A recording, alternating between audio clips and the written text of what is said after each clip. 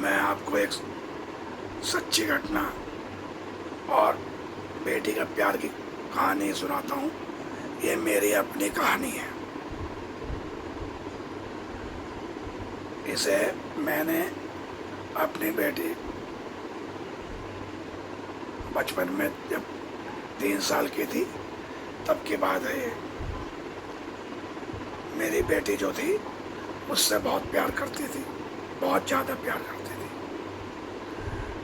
और या फिर अपने बाबा से प्यार करती थी, और वैसे उसके ताऊ जी भी उसे बहुत लेकर घूमते थे। ऐसे ही एक बार मेरा जाना मैं वेस्ट बंगाल हुआ। मैं ट्रांसपोर्ट के काम से गया हुआ था और मेरे वहाँ पैसे भी फंसे हुए थे, तो मैं पैसे भी निकलवाने गया हुआ था अपने। अब होता क्या है, मुझे वहाँ 15-20 दिन रुकना पड़ गया। वहाँ पे हमने ड्राइवरों के लिए और अपने लिए एक रूम किराए पे लेकर डाल रखा था। भाई कभी भी जाए आए तो होटल की जगह वहाँ रुक जाएं। इतना किराया नहीं आएगा जितना होटलों का किराया हो जाता है। अब होता क्या है, मुझे वहाँ 10-15 दिन हो गए। इधर उसी महीने मेरी बेटी का जन्मदिन आ गया।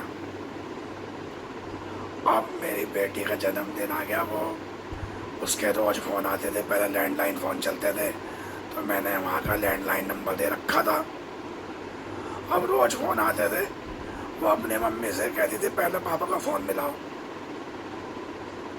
मैं कहता था तेरे लिए बेटा बहुत अच्छा केक ला रही है मम्मी, बहुत अच्छे नए कपड़े ला रही हैं, बहुत अच्छे खिलौने ला रही हैं।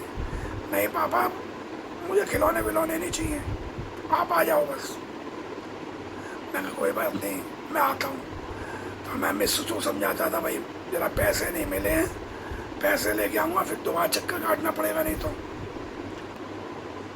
अब उसको उसकी मम्मी बहुत सारे खिलौने दिला के लाती है, उसके बाबा भी दिला के लाते हैं, उसके ताऊ भी केक बनवा के लाते हैं। लेकिन वो इतनी फैल जाती है, मेरे पापा को बुला दो, मैं जन्मदिन नहीं मनाऊंगा, मुझे कोई खिलौना नहीं चाहिए। और इतने सुंदर सुंदर ऑटोमेटिक खिलौने थे कि आप उस टाइम के बहुत कॉस्टली खिलौने थे।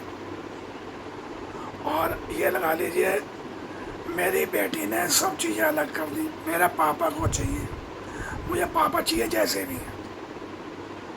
फ़ोन करा, फ़ोन आया, हाँ मंगा बेटा क्या हुआ? पापा मुझे खिलौने नहीं चाहिए, मैं केक नहीं काटूँगा, आप आ जाओ तभी केक काटूँगा, तभी जन्मदिन मनाऊँगा। वो ऐसा बोलती थी। मैं कहा ठीक है मैं आ रहा हूँ। भाई साहब उसने खाना नहीं खाया उस रात, केक नहीं काटा और खिलौने सारे अलग रख दिया। रो के चुप हो गई, चुप हो के सो गई। उसकी माँ ने फिर उसे सुला दिया, बहुत रोई। मुझसे उसकी माँ ने कहा आप रात को टिकट करो या सुबह आ जाओ। उस टाइम रात पूर्वा का टाइम हो रहा था, पूर्वा एक्सप्रेस आती थी। भैया मैंने टिकट कराई, दोपहर को घर पहुंचा, कहती है पापा मुझे खिलौने नहीं चाहिए, आप चाहिए, मुझे मतलब नहीं है खिलौने से, और आज जन्मदिन मनाऊंगी। और भैया अगले दिन उसने केक काटा, अपने ताऊ जी को, अपने बाबा को, दादी को, सबको बुलाया, अपने दोस्तों को। देखा मेरे पापा आ गए। मेरे कहने से मैंने जिद कर ली थी मेरे पापा नहीं आएंगे तो मैं केक नहीं काटूंगा। देखा मेरे पापा आ गए। और मोहल्ले में उसके जो दोस्त थे सबको बुला लाई। सब मुझसे बोले भैया आना,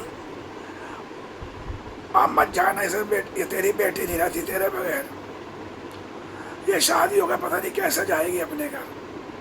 तो भैया ये रियलिटी है, बेटी बाप के बगैर नहीं रहती है, इसलिए बेटी का ध्यान रखो, बेटी की पूजा करो, बेटियां भाग्य से होती हैं। इसीलिए मैं कहता हूँ बेटियां पिता का ख्याल ज़्यादा रखती हैं। और माँ आपको चाहिए शादी के बाद बेटियों के घर में दखलंदाजी ना करें।